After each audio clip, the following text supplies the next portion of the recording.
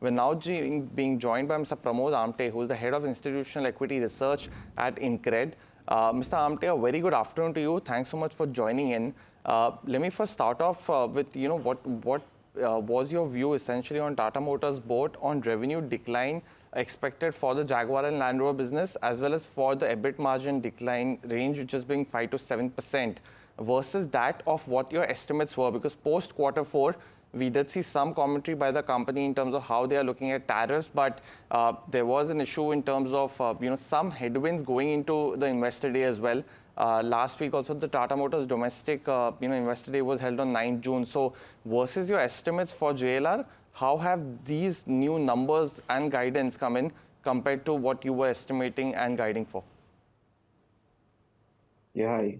Thanks for having me. So basically, if you look at the peer set, this was supposed to be highlighted by the peers, including Porsche and others who have a substantial exposure, and more so for JLR, which gets 25% plus revenue from US markets, which is the largest market for them, even overcoming the domestic markets of UK or to that extent Europe.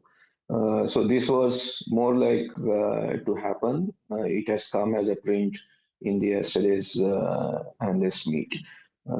Second, if you look at specific to our numbers, as we put out a report, clearly saying that it's worse than what even we thought. There is a risk of almost around 30% to our estimates on JLR EBIT, and on a console EPS, it can hurt almost around 21-22%, as nearly 70% of console EPS is still dependent upon JLR.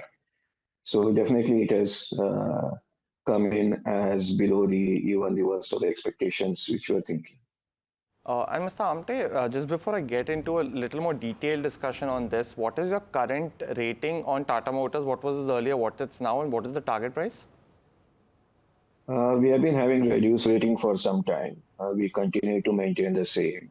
We have a target price of around 642, which is still a downside from the current levels.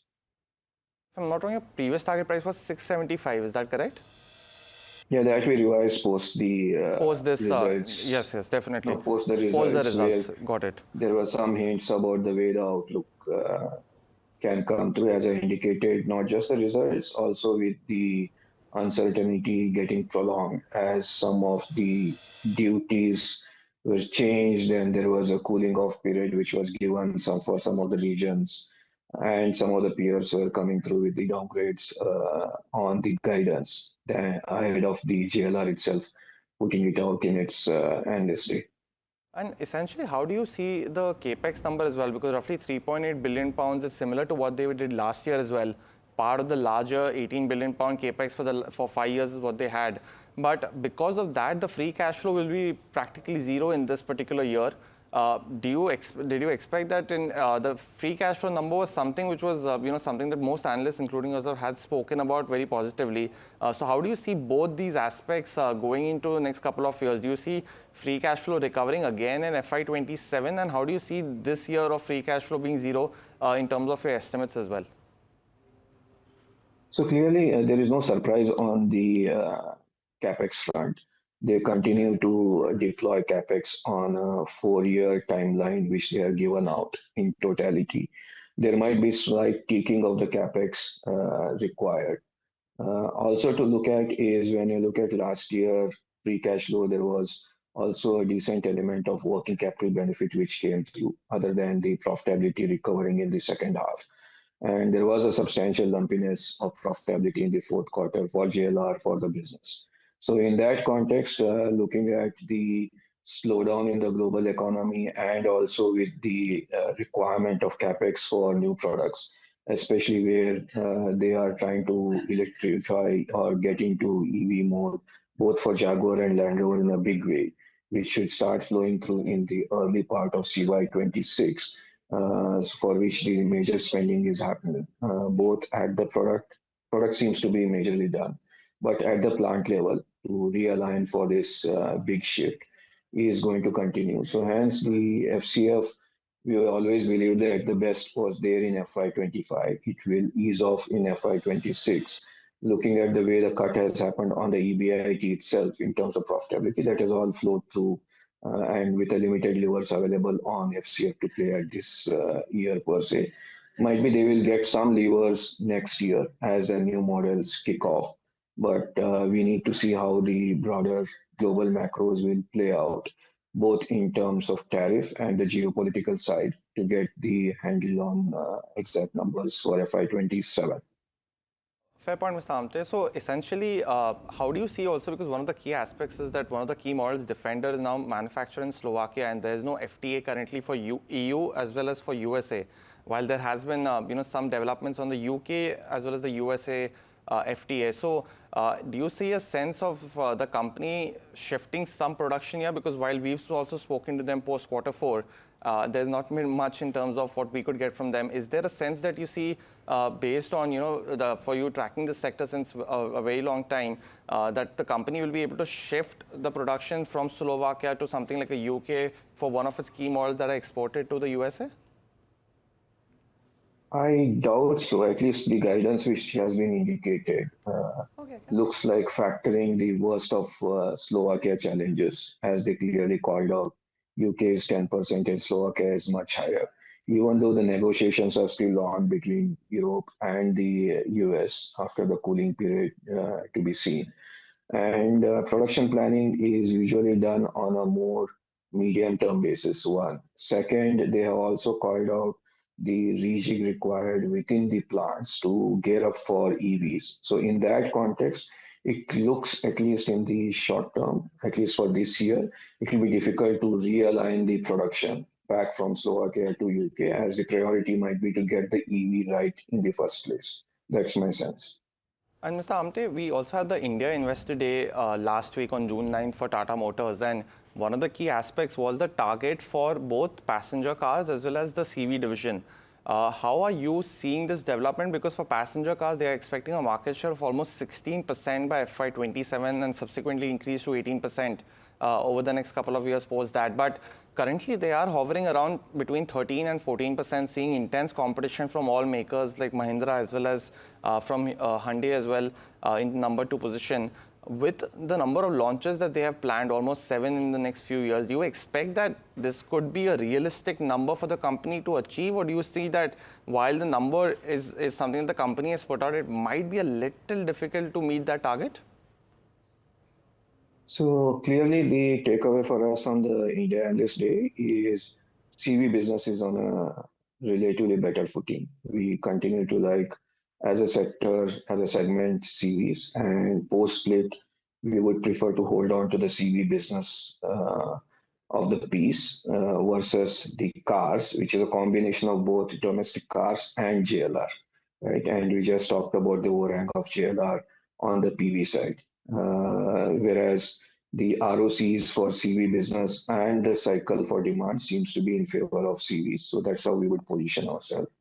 Specific to car segment, they need to get their product action back. They're trying it in the compact segment where they are looking for some volume to regain. But it's a highly competitive segment for the entire car space, where the voluminous players like Maruti and Hyundai give a tough fight. Whereas the efforts in the SUV space may not yield a substantial volume. It may give you a value and the revenue, it may not give you a substantial volume. So our preference within the car space is to play Maruti over Hyundai and Mahindra over Tata Motors in the domestic car space. Mr. Amte, this is Shreyansi as well joining in the conversation. I wanted to quickly check in with you about the demand picture as well, because when you take a look at some of the players, they do have a little bit of caution that they're deploying when it comes to demand as well as margins. What do you make of the demand picture going forward, especially when it comes to the festive demand as well? So I think the macros are definitely favorable, and my sense is the weakness in demand may bottom out with the season of rains, and post which the factors of easing income tax and the easing interest rates should play out for the festival period starting from August itself. Hopefully by then we should be through with the rare earth magnet issue so that the manufacturers can fully participate for the demand revival. That's how we would look at the short-term demand trend for broader auto sector and more so specifically for cars in that context. Mr. Amte, if I heard you correctly, you said you prefer Maruti over something like a Hyundai, and you prefer Yeah, Mahindra over something like a Tata Motors, right? right. Yeah. So in terms of exports for, I think Maruti and Hyundai are two of the biggest car makers essentially there. Uh, Apart from the rare earth magnet issue, which is a very developing story, so I won't ask you about that. But in terms of exports as well, do you feel that the strength of something like a Maruti hasn't been tested yet because they're still not showing all the models in the export markets as well as not covering all the markets as well, which they could enter because now they've added developed economies like something like Japan as well as Europe over the last year. Do you think in terms of growth prospects for Maruti over the next 2 years, exports will be largely driving that? And do you also expect any kind of small car revival maybe in FY27? So the key triggers which we are looking at for Maruti is to get the execution right on EVs. They have already displayed the product. We need to see how the product features and pricing and the customer acceptance will be, both for domestic and global markets. One, so that is a key thing to watch. If the execution gets right for Maruti, then it can put to rest the concern on transition to EV, as we have seen in case of companies like Tata Motors or to that extent Mahindra. Post that, the trigger can be if they could succeed in this model on the exports. This is the top end, I would say, the technology automobile product which is getting exported to the global markets, and hence a re-rating for that. Versus India has been known for exporting all the way the entry level bikes to the compact cars into the global markets, but getting an EV into export market and getting it established can be interesting re-rating for Maruti to be looked at.